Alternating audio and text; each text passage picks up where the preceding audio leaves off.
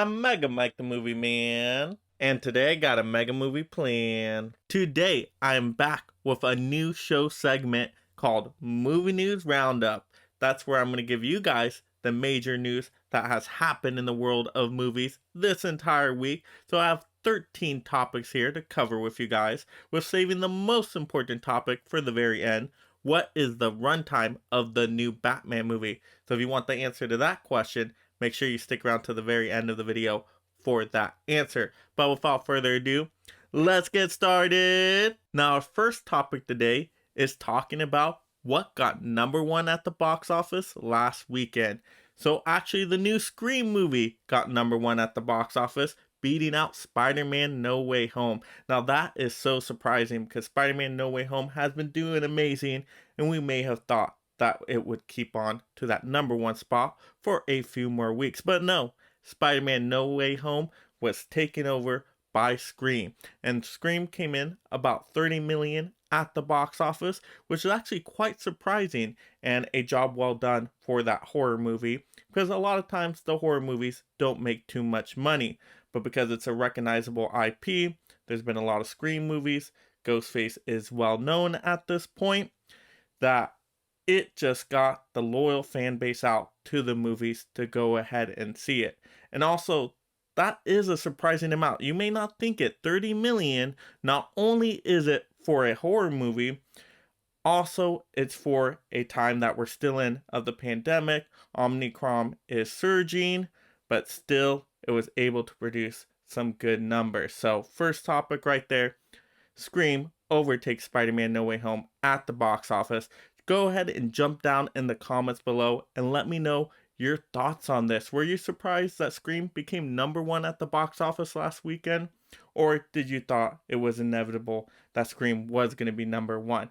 Let me know that in the comments below. Now to get into my #2 topic, continuing on with Spider-Man No Way Home. How has Spider-Man No Way Home done at the box office overall, domestically so far? Well, right now it's at #4.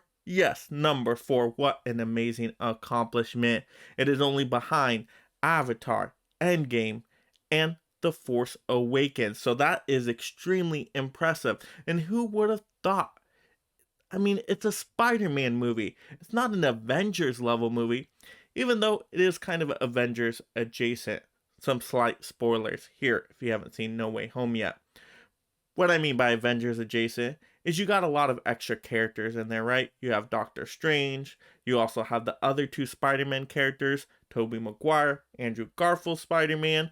And so, yeah, it's not just a single standalone Spider-Man movie in the common sense, but it's still not Avengers level. It doesn't have a bunch of heroes in it that we've all seen in all these other Avenger movies. Even though, it has more than just what a typical Spider-Man movie might have. But that is still amazing. Not only because it's not an Avengers level movie, but also think about it. This is, once again, a time of COVID. Omicron is surging.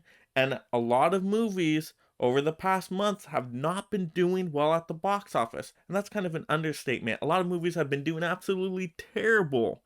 But wow, for Spider-Man No Way Home to now be at #4 of all time domestically, that is such a great accomplishment, and the movie is really good. It's not my favorite Spider-Man movie, but it was a fun, awesome experience, and an experience that needed to be seen in the theater.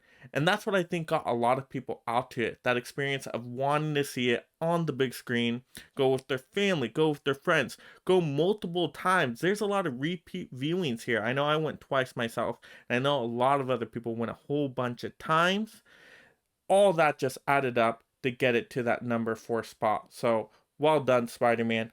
Well done. Now to get into our third topic here. And now this is kind of a more general topic that involves kind of streaming versus cable. So before, streaming used to be that go-to cheap option to get a decent amount of entertainment at a very convenient level. But no more. Now, streaming, if you add up all the streaming service and you're subscribed to each and every single one of them, because they all have such great unique content on each of them, you're actually would most likely be paying more for that instead of cable. And now that's an amazing thought. Originally, when streaming came out, people thought, oh wow, this was going to be a much cheaper option forever, but no longer. And this gets us to our story here of Netflix price increase. Yes, Netflix announced it raised its price up to being a little bit above $15, which now makes Netflix the most expensive streaming service out there. And to me, I was taken back by that because I think Netflix actually is one of the weaker services in terms of quality content. Now, don't get me wrong, they have a few gems on there. Yes, Uncut Gems was amazing. And also, they have some good TV shows. Stranger Things, for example. But they don't have a ton of quality movies overall, in my opinion. I think other services do a little bit better job of that, like Apple, Amazon, HBO. But now, they're the most expensive. They're even more expensive than HBO Max, right? Being a little bit above $15 now. And that's why it's just a lot more expensive now to have all these streaming services. But I understand these streaming services are operating at a loss right now because it costs so much money to invest in getting this content made, especially this unique original content. It's not cheap. It's a lot of money. And remember, Netflix bought 2 Knives Out sequels, which were extremely expensive in the hundreds of thousands of dollars. So yeah, Netflix has to charge a little bit more money now. That way, hopefully in the long run, they can make some more profit. So it's understandable. We probably are going to get more quality content and a lot more content coming out now from the streaming service because we're now in the midst of the streaming wars here. But it's just a thought to think about. Wow, remember that time when we all thought streaming would be a lot cheaper than cable? Well, now it has switched. Now to get into our fourth topic here is going to be Leslie Grace's Batgirl costume has been revealed. And to me, at first, I wasn't too excited about the Batgirl movie. Reason why is I think I'm still in that hype mode for the Batman movie that's going to be coming out soon. But we got to remember, hey, there is a Batgirl movie that will be coming out. Now, it's supposed to go straight to HBO Max. That's from what we know so far. Even though I have heard rumors out there that maybe they're thinking about switching it to a theatrical release.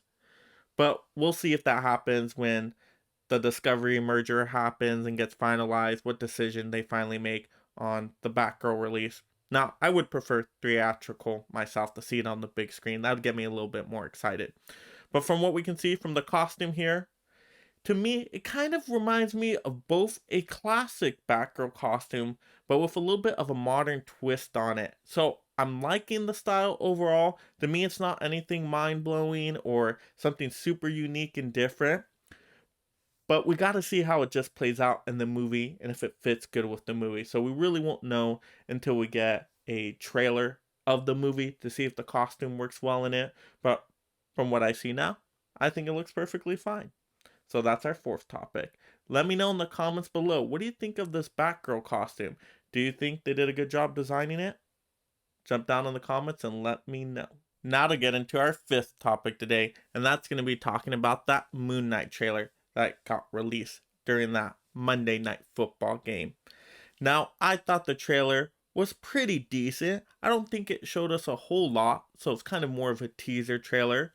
But we got kind of a feel to what the vibe of this TV series is going to be on Disney Plus. And to me, it looks more of like a psychological thriller, a little bit neo-noir in a sense. And so I think it's going to be a really interesting character study of this character that has different personalities. And I think if they can really highlight the different personalities and to show this person in different settings, that could make for some really interesting sequences. And also we get a little bit of a glimpse of Moon Knight in the full Moon Knight costume by the end of the little teaser, which looks really cool. I like what they did with it, even though we haven't seen too much of it because it was so short at the end. But for now, I'm pretty hyped up for this Moon Knight series. I think it can be a fun show, but also a show that's a little bit different that Disney Plus hasn't done yet. So definitely let me know in the comments below. Are you hyped up for this show? What gets you so excited about it? Also, do you think I should review that Moon Knight series in the future when it does come out? Let me know down in the comments. Now to get into our sixth topic here. Now this continues on with the Moon Knight topic, but this of course is a much sadder topic here. But Gaspard Julio, hopefully I'm saying the name correctly, apologies if I have not, was a French actor who was in the Moon Knight series, unfortunately just passed away in a ski accident. And this is very sad news. Thoughts go out to the family and friends, of course, of this actor. And I don't know too much about the character he's playing, besides that his name is Midnight Man and that he's a Moon Knight villain, from what I understand from the comics. But it seems like this could have really been a breakout role for this actor, and it's just so tragic to hear this news. And so we'll just kind of see what happens with Moon Knight in the future, what they do with a season 2 if they continue. But yeah, definitely a very tragic story, but one I did want to mention. Now to get into our seventh topic here, and this is going to be a very interesting one I was really kind of shocked to hear. But apparently they have casted Danielle Radcliffe, yes, the Harry Potter actor, he's also been in other movies as well, as Weird Al in a biopic movie that's going straight to Roku. Wow, I was shocked when I heard that. To me, that is so kind of random and out of nowhere. I'm not sure who was asking for this movie, but I would be lying if I say I wasn't a little bit intrigued and excited here, because I am a big Weird Al fan. He has some hilarious parody songs. I really like Amish Paradise. That one's my favorite. So I really want to see what they do with this movie. I think it's going to be very interesting. It could be very funny. I really don't know how they're going to play this movie of making it a biopic. And I really don't know much about the life of Weird Al. So it's an interesting story to be told, just because I really don't know too much about it besides his music, of course. But being able to put all those songs into a biopic movie, that's just going to be amazing. And he is one of the greatest artists of all time, has appeared in top 40 many, many times. And so it's just going to be interesting to see. But it's going straight to Roku. That's kind of the disappointment for me. But yeah, we'll see if it's any good. And also, it's kind of a surprising choice to cast Daniel Radcliffe, just because Weird Al is very tall, and Daniel Radcliffe not so much. So, I mean, that's not a big deal. I mean, Daniel Radcliffe can still do a great job as Weird Al. He's a fine actor. So, we'll see how it kind of plays out when it does come out. But yeah, interesting little topic there. Now to get into our number 8 topic. And this is going to be more rumors and speculations. I don't think this is 100% valid here. So, spoiler warning, sort of, not really, because it's more of just rumors. But you have been kind of warned. So, the rumors that John Krasinski is going to be playing Reed Richards, right, Mr. Fantastic, in the new Doctor Strange movie. Apparently, people have seen him filming some scenes for this movie. Now, once again, I don't know how legit that is, how true that is, but let's just think, if this was true, wow, that is awesome. I know all the fans have been wanting John Krasinski as Reed Richards, and this would just be kind of a dream come true for fans. He would do such a great job. He's an awesome actor. He's even a good director with all the Quiet Place stuff he's done. So I would really like to see this. Now, I know also fans wanted his wife to be his wife in the Fantastic Four, right? Invisible Girl. But I don't think Emily Blunt really wants to be in these kinds of superhero films. At least that's what I've heard before. I don't know if that's changed over time. But that would be an awesome combo to have both of them in the movie together. That would be so great. But if we can only get John Krasinski, I think that would be fantastic as well. And now he probably isn't in a lot of scenes of Doctor Strange 2, but they probably show him enough just to kind of give us a taste of what he might be like in a Fantastic Four movie, just kind of get us hyped and excited for it. And then imagine that, seeing him in a full-on Fantastic Four movie. That would just be so great. And let's see if this turns out to be true. I'm excited. Can't wait for it. So that'll be our number 8 topic. Now to get into our number 9 topic, and that's going to be Chicken Run 2 comes to Netflix. So this one came out of nowhere, just left field. Wow. Has anybody been really wanting a Chicken Run movie? I don't know.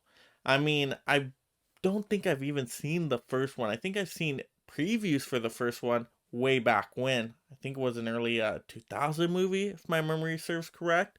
So there might be some Chicken Run fans out there. If there are, hey, get hyped up for number 2, going straight to Netflix. And to me, I'm glad this is going to Netflix. To me, this is a movie that I really don't have to go out to the theater for. I'm okay with it being a streaming title. So, yeah, I'll check it out when it comes out. Let you all know what I think of it. Maybe do a review on it. But yeah, I mean, to me, my excitement level isn't hyped up for this one, just because, like I said, I've never seen the original one. But we'll see how it goes. Now, at number 10 is going to be some James Bond casting rumors. So, I know it came out that Idris Elba might be considered for the new James Bond role. Now, I don't think this is very definitive. I don't think they have chosen an actor by any means. Right now, I still think they're focused on just this recent Daniel Craig film of No Time to Die, letting that one kind of run its course now on the home market, and then they'll eventually make a decision on the new James Bond. But yeah, Idris Elba as the new James Bond. Would you be interested in that? Now, I think there's some good pros to it, some cons. I think Idris Elba is a great actor, and he could do a fine job in this role. The only concerns I have really revolve around his age, because now he's about 50 now, and so he can still do fine in maybe one James Bond movie or maybe a couple, but if they want him for like 5 more James Bond films, could I see Idris Elba playing James Bond at like 62, 63? Maybe not so much. I mean, it's a possibility, anything's possible, but I don't know, because usually James Bond roles require a little bit of physicality, right? Some stunt work to them. So we'll see what happens if they pick Idris Elba. I know there's been tons of other names floating around. I know Tom Holland at one point really wanted to be James Bond, and he made a case for it. And yeah, he said, yeah, no, they're not going with that. So yeah, I mean, it could be anybody else too. I've heard rumors of Tom Hardy. That would be a cool James Bond. And I mean, there's just so many ways you could go. I've heard Henry Cavill's name come up, right? The Superman could be the new James Bond. I actually think that'd be a pretty good choice, actually. That's the one I'd probably lean towards the most. Think right around that age range.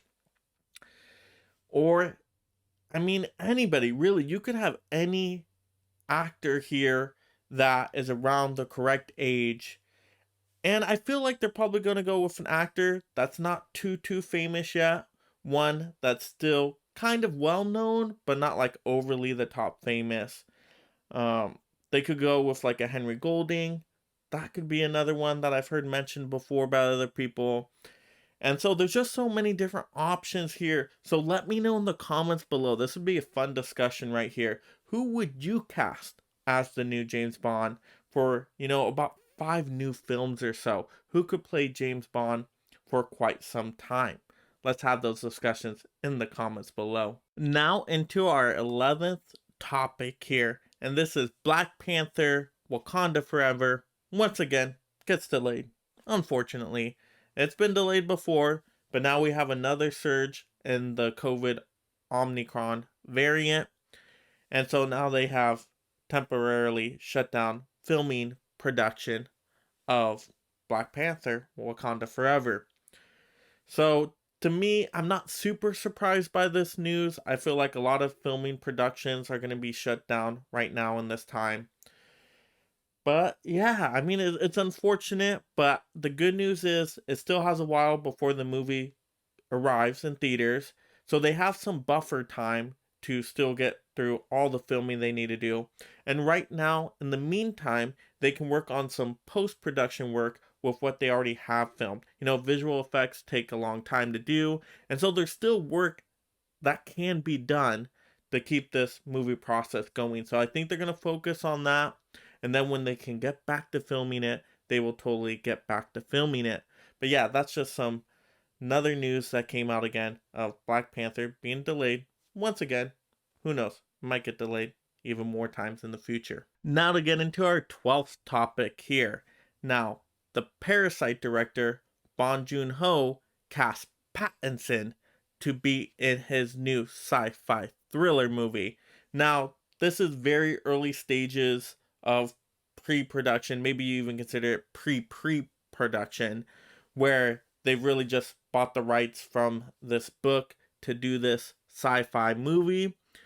But it has been announced that that Parasite director has chosen Robert Pattinson to be the main character of the story. So I don't know a whole lot about the story. You can look into it, but from what I understand, it deals with clones and consciousness, and they have a clone that's in really dangerous situations that works these really dangerous jobs, and then every time the clone dies, they transfer the consciousness back into a new clone and continue on with the work. But then I believe in this story that one of the previous clone comes back for some reason. I'm not too sure how.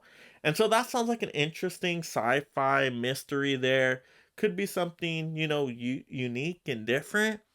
But I'm excited because you got Bong Joon-ho directing it. And he's an awesome director. Parasite was phenomenal. Remember that movie won Best Picture. And so I'd like to see him do this movie. A sci-fi thriller? I mean, who's not up for that? Now, our 13th and final and most important topic here is what is the runtime of the new Batman movie? Remember, I'm very excited for the Batman. It's my second most anticipated film of the year, right behind the Flash movie. So, we got the runtime announced. It's going to be at 2 hours and 55 minutes. Wow, almost 3 hours. This is a long movie. And what shocked me so much is that this is a brand new movie to this series of films, however many they're going to make. And this is the first one here. Usually you don't make the first movie that long. 3 hours? That's really long. Now, usually sometimes the sequels will be longer movies, but the first one, kind of more of the origin film, usually that does not run 3 hours. Hey, that's usually like an Avenger tale right there with all these different characters. But then I got reminded there's a lot of characters in this film. Got a lot of villains here. You got Catwoman, you got Riddler, you got the Penguin, and that's the only characters we know of. What if they have some other characters in there? I mean, they got to be doing some massive world building here with 3 hours. And that's what that runtime tells me. That's why it's significant. They're really trying to flesh out and develop this world, and they probably already have other films planned in this series. They have to. I mean, you're not going to spend 3 hours in a movie to just have that one movie. I think they're setting up for future sequels, and so that can be very interesting if they do it well. And so I'm just hyped for this movie. I mean, this is going to be an epic movie. Now, 3 hours is a really, really long runtime. And usually I don't like movies having that long of a runtime unless they're really well paced. And that's tough to do in a longer movie. It can be done. It has been done. But we'll just have to see. But, I mean, people that have small bladders, bring adult diapers, plan your break times. I don't know what to tell you, but Yeah, it's gonna be tough to sit through a 3-hour movie. Definitely use the restroom before you see this one. But the Batman, I'm so excited for this movie. Let me all know in the comments below. Are you excited for this movie? Are you surprised by the 3-hour long runtime? Are you gonna be able to sit through this movie in one setting?